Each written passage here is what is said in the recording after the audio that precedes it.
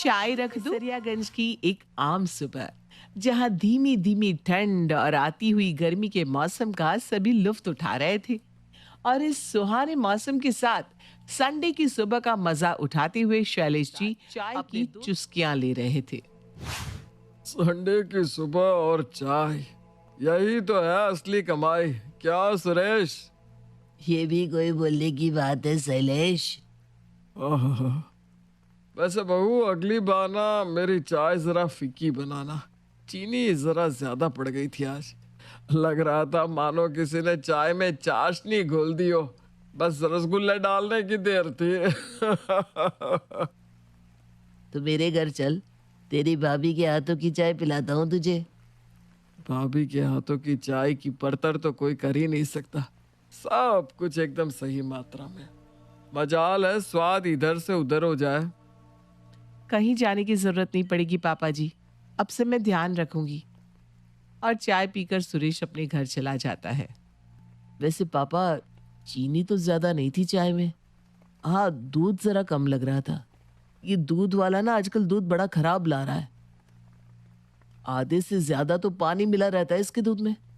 अब से चाय बनाओगी ना तो दूध में पानी मत मिलाना। वैसे भी आजकल चाय काफी पतली बन रही है। सभी नसीहतें सुनकर टेबल से सभी के झूठे कप उठाकर प्रिया किचन में जाती है। हाँ हाँ, जैसे प्रिया सबकी पर्सनल काम वाली है ना। अपने घर से लेकर आए थे क्या मुझे? आँख खुलती नहीं कि चाय का प्याला चाहिए सबको। हाथ में चाय चाहिए, उठकर लेना नहीं चाहता। और चाय बना दो, हाथ में दे दो तो ऐसी नहीं चाहिए, वैसी नहीं चाहिए, वैसी है। हद हो गई। अपने ससुराल वालों की चाय पीने की आदत से परेशान प्रिया खुद से बड़बड़ा रही थी कि तभी उसकी मुसीबत बढ़ाने उसकी ननद मेघा वहां पहुंच जाती है। अरे कोई घर पर है कि नहीं? अरे मेघा, आजा आजा, कितने दिनों बाद आई तू। अरे पूरी सूख गई है। दामाद जी कैसे हैं और बाकी सब कैसे ससुराल में? अरे बैठनी तो दो मम्मी, इतनी दूर से ट्रेवल करके आई हूँ, थक गई हूँ। चाय पिला दो ना भाभी, तो थोड़ी थकान दूर हो जाए। अरे प्रिया देख, तेरी ननद आई है, एक कप चाय रख दे। जी पापा जी, रखती हूँ।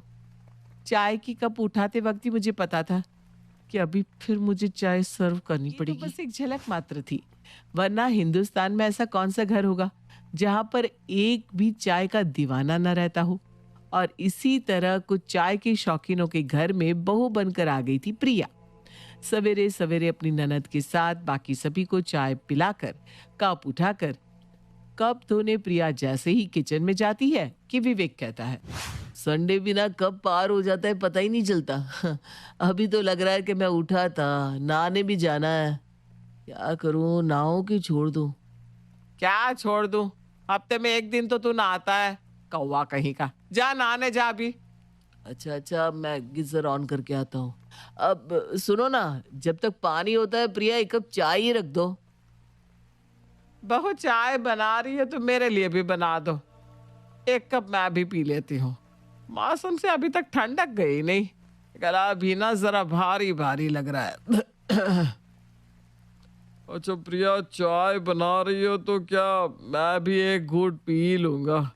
बस ज्यादा नहीं, हाँ थोड़ा सा। फिर से चाय? ओहो, परेशान होकर प्रिया झूठ कह देती है।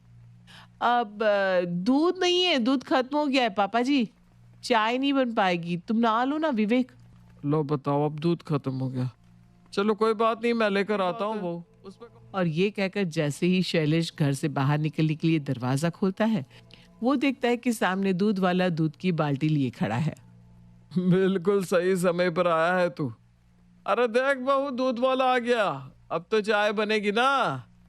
मैं दूध लेता हूँ, तू जल्दी से चाय चढ़ाने की तैयारी कर ले। देखिए, अब जो भी चाय पिएगा अपना कप अपने पास ही रखेगा।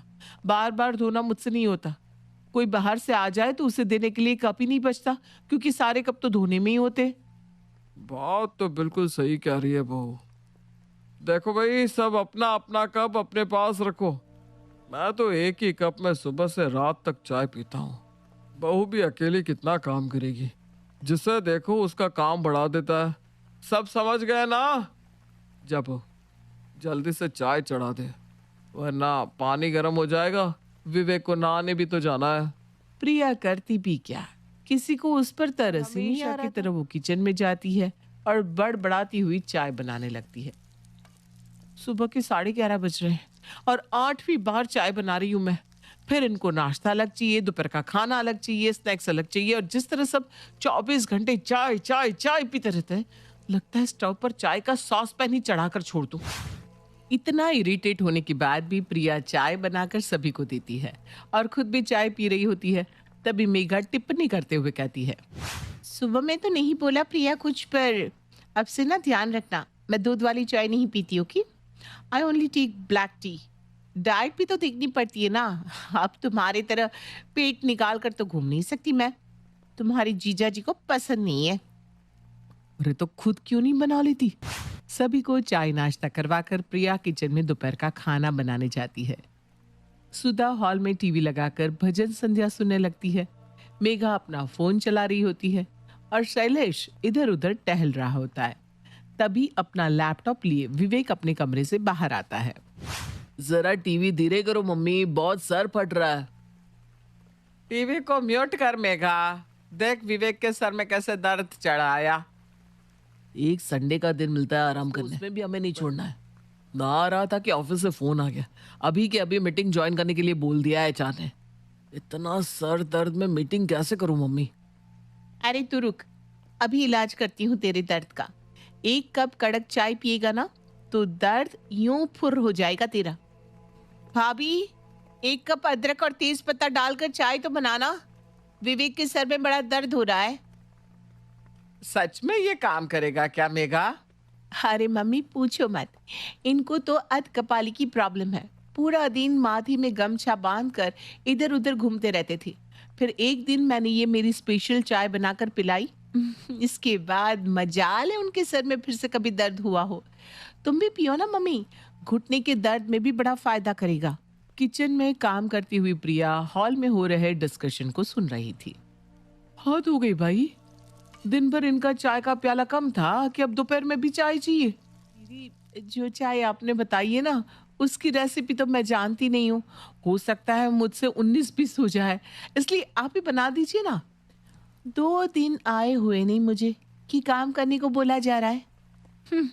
बेटियों का यही तो जीवन है मम्मी। ससुराल में काम करते करते आओ और मायके में आते ही किचन में घुस जाओ। गलती हो गई मेरी, जो मेरे सर में दर्द था हो गया। रहने दो प्रिया, मैं बाहर जाकर चाय पी लूंगा। मैं मरती भी रहूं तभी भी इन लोगों को तो चाय चाहिए, चाय। और इस तरह रोज प्रिया के ससुराल में एक बार सॉस पैन से चाय गैस से उतरती तो दूसरी बार फिर चढ़ जाती। इसी में दिन बीत जाते हैं। जब भी घर में कोई भी बात हो, प्रिया से सीधा कहा जाता, बहू चाय रख दे। प्रिया खुद में बड़बड़ाती जाती और काम करती जाती। पर हद तो तब हो गई जब एक दिन सुबह 4 बजे का दरवाजा धनधनाने लगा, जब शैलेश जी दरवाजा बजा रहे थे और प्रिया को आवाज लगा रहे थे, बहू, ए बहू। 8 बज गए क्या?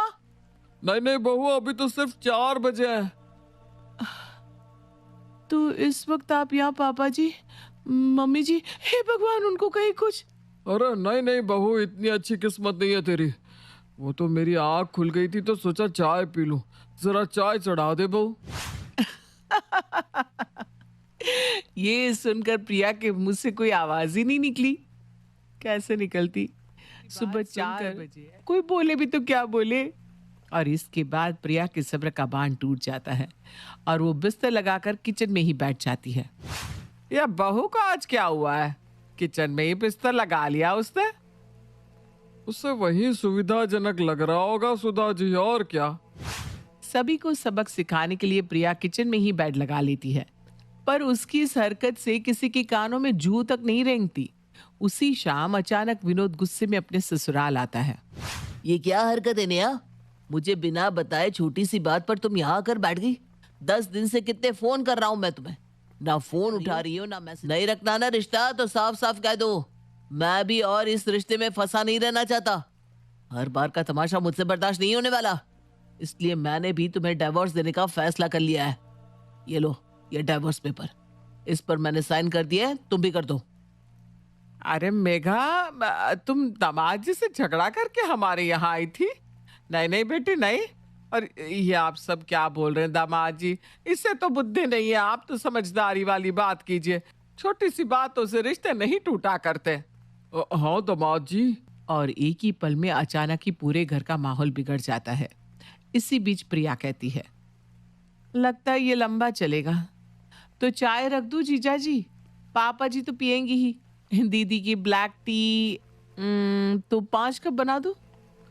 अरे बहू, ये कोई वक्त है क्या चाय पूछने का? आग लगे चाय को। इस घर में आप कभी कोई चाय नहीं पिएगा। दामाद जी, पहले आप इस मैटर को सॉर्ट कीजिए। मैटर का क्या है? मैटर तो सॉर्ट हो गया ससुर जी। जिस काम से अपने ससुराल आया था वो तो उसने पूरा कर लिया था। जैसे ही शैलेश चाय को राम राम करता है, विनोद अपनी भाभी को आंख मारता है। तो उठिए मेघा जी, चलिए अपने ससुराल। रोती हुई मेघा दरवाजे से बाहर चली जाती है और चुपके से विनोद अपनी भाभी के कानों में कहता है, बचा लिया ना आपको भाभी।